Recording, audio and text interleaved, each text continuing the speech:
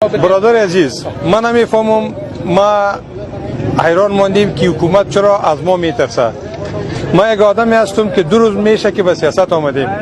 چی چیز است که مردم از ما میترسن؟ دین روز کسایی که به خیمه لوی جرگه می آمدن که در جرگه علما اشتراک کنند، اونا را مانع شدند. امروز بازارها نفر در شهر مزار شریف منتظر ما بودن که ما میرفتم برای از او گپ میزدم، تیاری ما را کنسل کردن. پرواز ما را به بامیان کنسل کردن، پرواز ما را به قندهار کنسل کردن. ما تیاره را کرایه دادیم، پیسه دادیم، چارسر کردیم، اما باز تیاره در میدان استاد است، اما حکومت اجازه پرواز نمیده. ما میگم تا کی شما صدای مردم افغانستان خفه میکنین؟ صدای مردم افغانستان خفه نمیشه. با این کارا صدای مردم خفه نمیشه. ما نمیخوایم که زندگی جوانای خود به خطر پرتم.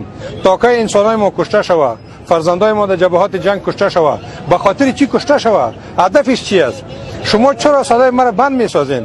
ما خب نسبت به شما یک آدم بسیار خرد هستم.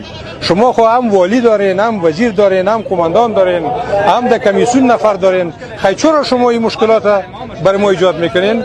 و به هر حال مصاحبه بعدی را ما در دفتر خود میتونم، به خاطر از اینکه میخواین که اجازه ندن که ما با مردم مزار شریف گپ بزنم. این دفعه دوم است که سفر ما را اخلال میکنن. ما آمدیم در میدان، تیاره را چارتر کردیم، تیکتش دادیم، پیسه‌ش دادیم، اما ما را اجازه نمیتن. تیرام در میدان نشسته. یعنی اگه تیره نباشه گپی.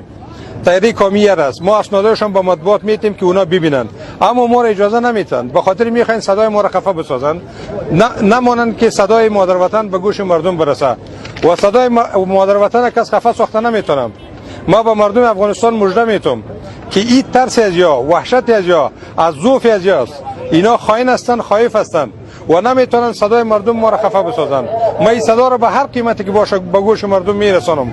این سفرم کنسل شد، اما بازم با مبارزه خود دوام میتم، برای خود دوام میتم و بسیار زود ان شاء الله شما خبر فتح مادر وطن خواهد شنیدین. چندمین سفر بود یا کنسل کردید؟ این دفعه دوم است. ما پیشم میخواستم مزار برم، اما از طریق راه از راه زمین گفتن در خنجان جنگ است. او واقعیت داشت و سفر بامیان و قندهار ما را کنسل کردن. و امروز شما بالفعل میبینین که سفر مزار و تیاره استاد است.